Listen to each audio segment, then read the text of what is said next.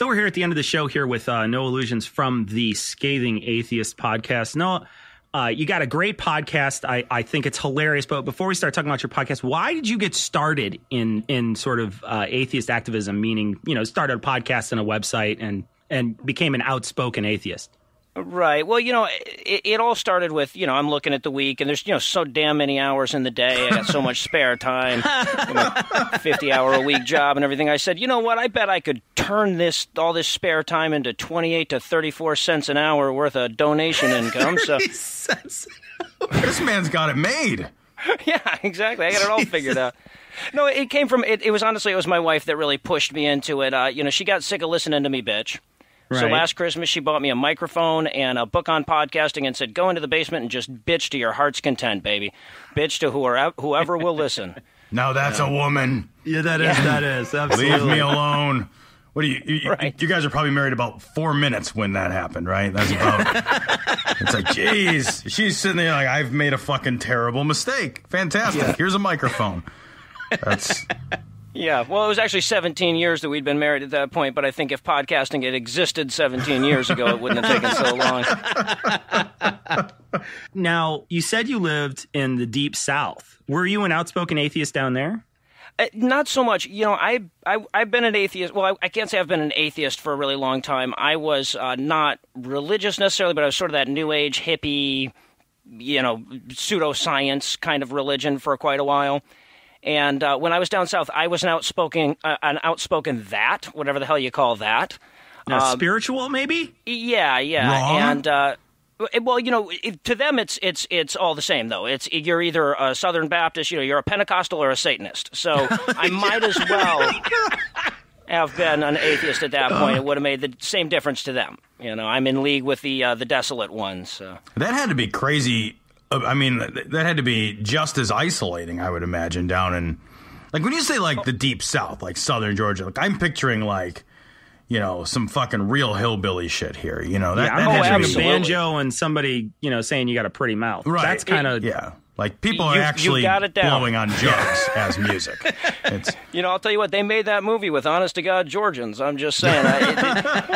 No, I lived in the Okefenokee Swamp, and whether or not you know where that is on a map. That's not a real thing. That's not even a real thing. The man's not even using words. Yeah, exactly. That's like something fucking Yosemite Sam would say. Okefenokee rats and French. Well, yeah, no, but it's as redneckety as it sounds. Yeah, it's the one-stringed banjo. I love it. Oh my God, yeah, no, it's bad down there, and of course there are free thinkers there are atheists there, but they keep to themselves. They shut the hell up because it's scary. Like, and I grew up there. I lived there when I was in my formative years. Went to high school down there, and like if they opened a comic book shop in the town, 3 weeks later there'd be Christians out protesting it. Shut the fuck up. 4 weeks later. Oh, absolutely. No good movies would come to there'd be Christians protesting if they tried to put anything that was remotely violent on at the theater there. They would shut businesses down and open churches in their stead. No, it's really as bad as they say it is down there. So did you grow up down there? Or? Yeah. I was born in Detroit, lived there till I was about 13, and then I moved to Bumblefuck, Georgia. It was as big a transition as you could make in your teenage years there. I was the only, of course, this is in the 80s. I'm the only kid in the high school with long hair. To give you an idea how conservative this fucking place is. I go up there, and I want to talk basketball, I want to talk football, but they want to talk hunting. NASCAR. Jesus Christ. I want to talk about skinning. Yeah, and I turned to somebody at one point in high school, and we're doing the Pledge of Allegiance, and I said, if you think about the words that we're actually saying, that's kind of silly. I didn't realize that was going to make me a social pariah for 5 fucking years. Holy shit. You got some problem with the Pledge of Allegiance, boy? So.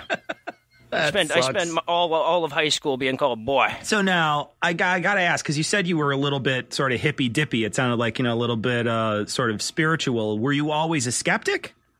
You can't say that you were the hippie spiritual type and a skeptic at the same time, but I think that at that time I was learning to be a skeptic because I still demanded a little more proof. I'd go to the communes and we'd have the little, freaky, everybody's dancing topless around the bonfire moments, and you don't really care if the magical spell you're doing right now is actually working, if there's a bunch of girls dancing topless around you. No, there's a spell that's working. Yeah, right? Exactly. Yeah. It's working for everything I was trying to get it to work for. But Pfizer spent a lot of money to get that spell.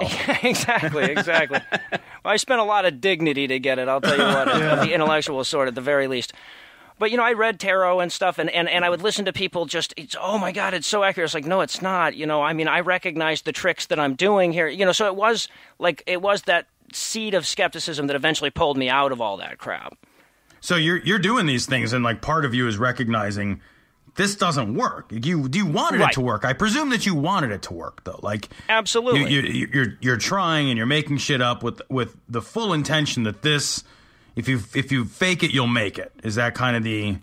Yeah, absolutely. And then what happens is that, you go out to do a spell or whatever, and there's 9 people, and 7 of them, nothing happened. 2 of them are like, oh, wow, did you feel that? And then everybody's like, well, maybe I just didn't feel, I wasn't as in tune to things. Right. And then, by 3 days later, 5 of the 7 people, oh, yeah, I remember feeling something really wacky, But I spent 10, 12 years looking for any kind of tangible proof, and it wasn't there. It's just not there to be found. That's an honest journey, though, man. Like, I appreciate that. That's an honest, like, you gave it hell. Like, you went in, like, here's some shit. Like, here's some magic crystals and tarot cards and, dance around the maypole and all that shit. It's like, all right, fine. You did the math, you know what I mean? Like, you ran the experiment. It just... didn't work, and you just decided not to lie to yourself about it. I think that's kind of fucking awesome. Well, I think that's what always freaks me out about the theists that think of us as free thinkers and atheists as closed-minded. I'm like, guys, we want there to be magic powers. Oh, yeah. We want to live on in Space Six Flags with our dead puppy and shit the same as you do. Space Six Flags. It's like you go up to heaven, you're like, there's fucking lines here. So now when you moved to New York, did that change your perspective? Is that how it worked? No, it went the other direction, actually. My perspective changed so much that I couldn't bear to live in such a conservative, such a religious area anymore. I'm a performer by trade. I've been making my living as a juggler for the last 10 years. There's a lot more job opportunities in that line of work in New York. So I've been looking for an excuse to move for a long time, and getting the hell away from the religion was damn appealing to both my wife and myself. So tell our listeners about the podcast. If they never heard about it, what is it about? It is for and by free thinkers. I think that there's a lot of great podcasts out there, a lot of great atheist podcasts that are, the kind of thing that you could recommend to your Christian friend who's maybe not so sure. Yeah. Mine is not one of those. No, it definitely is not. It definitely is not one of those. You start out every show with a rant, and the rants are, if you're not turned off by the very beginning commercial that you do, the rant is going to turn the person away very quickly. Right, and I want to make it clear, that's why we chose the name The Scathing Atheist. I had it on good authority that iTunes wouldn't promote it if I called it The Fuck Jesus Show. So, but I wanted to make the title absolutely clear. This is not for the Christian. This is for the atheist. You guys do a great job with it, but there's not really a lot of shows out there that are for atheists that don't bother to apologize or try not to offend. And I think there's enough of us out there that we deserve our own entertainment as well. So, that's what we're out there doing. So now you also have somewhat of a couple co-hosts that help you out, and you do a news segment with one of your co-hosts. Who helps you on the show?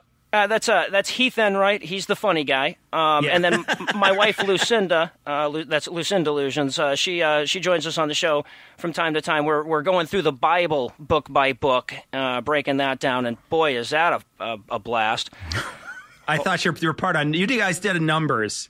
And I laughed. I thought there was a lot of laugh out loud funny moments that happen in numbers. There's a guy, Thomas from Thomas in the Bible, who does something very similar. But you guys didn't pull any punches. And what's funny about what you do is Whereas as Thomas will just kind of call absurdity to it and just sort of throw his hands up in the air. You guys are actively like calling God an asshole. Like you're like, I can't believe what an asshole this guy is to do this and this and this. It's actually quite funny. Well, thank you. You know, I'm a big fan of Thomas's show. There's a newer podcast, Barroom Atheists, that's doing the same thing, and they're going into a lot more detail. And I think that they're like actually trying to send their listeners away with some understanding of what actually happened in the Bible. We're not looking for that. You know, we're making dick jokes about it. Sure. That's Here. That is a noble pursuit, dear friend. A noble pursuit. There is nobility in dick jokes. You know, I'm sure you guys get a lot of this feedback that says, you know, maybe you shouldn't joke about this, you shouldn't joke about that. I get a little bit of it. You guys have a lot bigger of an audience. So I'm sure you get a lot more. And I try to explain to these people there is nobility in dick jokes. I mean, if you imagine you guys do the same show that you do now, the same length, and you deal with the same news items, but you're not allowed to be funny. What self-loathing bastard would listen to that show on a weekly basis and listen to these stories about honor killings and acid attacks and people being murdered by mobs who believe differently than them and people being burned alive and children being raped? How could you listen to that shit if you couldn't cut the edge off of it with a little humor? And why would you want to? Right. Like this idea that it's just another excuse for false sanctity. You know, it's like, well, we have to treat all these things with this sort of false, like hushed voice fucking reverence. Like, why? We all know they're bad ideas. We're all here in the same place because we agree that these are bad ideas. So now we've established that these are bad ideas and the actions that the bad ideas cause are in turn evil actions. We're on that page together. So we can't fucking chuckle about it. Man, I'm right there with you. I've never understood that. I'm curious, what kind of like responses do you get responses from any of the people that you knew when you were down south at all? Like, have they found your show? Have they? Yeah, most of the people I knew down there are big fans of the show, and you know, they're like, oh, thank God, you know, a little bit of sanity that I can cling to for 30 minutes a week. But you know, and I haven't actually gotten any responses from Christians that hate the show, religious people that hate the show. I've gotten responses from a few. You know, it's primarily been all positive, the feedback we've gotten. But I've gotten a little bit from people who say, you know, you go too far. You give religious people the caricature of atheism that they want. Yada yada yada. Whatever. I make people laugh. That's my goal.